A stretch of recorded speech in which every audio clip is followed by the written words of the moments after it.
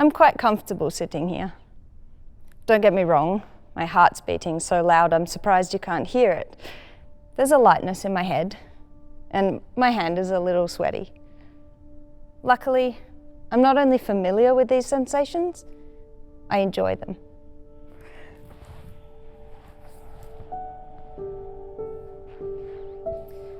Over my career as an aerialist, I've learned to listen to those signs from my body, whose most important job is to keep me alive. This visceral sensation of fear can be part of the fun. Why do you think we go on roller coasters, watch horror movies, or in my case, fly through the air? But it will only be fun if we have choice in those moments. Those who enjoy horror movies do so when they know they can look away. When I swing through the air to take the hands of a partner high up in a circus tent, ultimately I have a choice of releasing if I trust that person to catch me. Listening to these signs is an incredibly important life skill, and not just for adrenaline junkies like me. If we don't know how to listen and respond to our warning signs of fear, we risk being overwhelmed by a fight, flight, or freeze stress response. When teaching circus, I see my students feel these sensations every day. And when they do, there's a unique opportunity to talk about them, to acknowledge and trust those feelings, including how to say no when something doesn't feel right. This is a great foundation for communication about our bodies elsewhere that isn't scary or awkward. It's normal and expected. Because the truth is, I'm not just teaching circus skills. I'm teaching consent. Alongside teaching circus, I have the privilege of working with hundreds of young people each year in my role as a sexual harm prevention educator. I hear their stories firsthand and know from statistics and experience that the majority of survivors know their abuser, and teenagers experience high rates of intimate partner violence. That is, from someone they're dating. Young people want to know how to talk to each other about intimacy. The more I help teenagers understand sexual consent, the more I realize learning aerial can help us navigate life on the ground. So let me explain what I mean by teaching consent through circus. Let's imagine it's your first time on a trapeze. Usual instruction might go something like, okay, you're going to hook your legs over the bar, climb your hands up the ropes, pull yourself to sit and don't let go.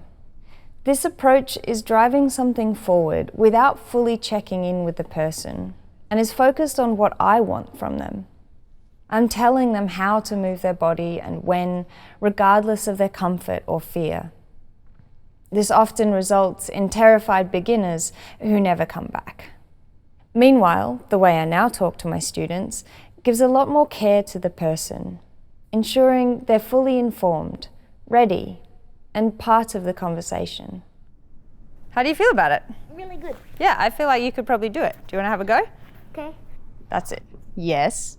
Yeah, but the inside of your foot. That's it, yes. Nice. How's that feel? Perfect. Perfect, good. That's it, I'm gonna put my hand on your back. There you go. I'm gonna hold onto your leg, and then I'm gonna put my hand here. Now do you feel safe to put your hand on the bar? I got you. How's that feel, you okay? Yeah. Look, I can stop you going forwards and backwards, see? Woo, I got you. This type of language, like how are you feeling? Are you okay with my hand here? Helps circus performers succeed. I believe it also reduces the risk of accidents as a result of my students trusting and being able to act on what they're feeling at any given moment. This specificity is required later in life if and when someone wants sexual intimacy, but because it's not a normal part of our interactions, it can feel so awkward, and people might think it's easier to say less. But saying less can lead to ambiguity, problems, and potentially abuse. There is, of course, no specific script for the language of consent. The tone and words will be unique to you. It's just a slight reframing of our lexicon to inject choice anytime we're interacting with others' bodies, intimately or otherwise.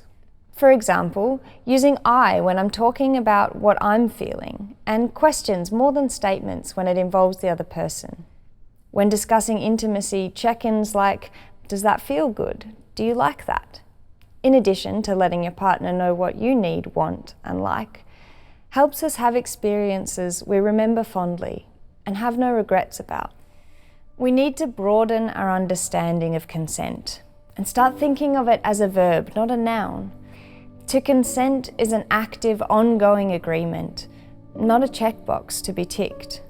When talking to young people, we have an opportunity to show them what it's like to communicate with care for another person, checking in and respecting them as the authority on what they're feeling. If we normalise consent everywhere, by the time someone is ready for a sexual experience, they will know that they're allowed to ask questions, stop at any time, and most importantly, to enjoy themselves. Children are our future, and they will learn to give care in the ways we give care. Sexual consent doesn't have to be a mood killer, or the talk either. Like circus, it can be joyful, fun, and exciting. Our intimate experiences should not only be safe, but as thrilling as flying through the air. Thank you.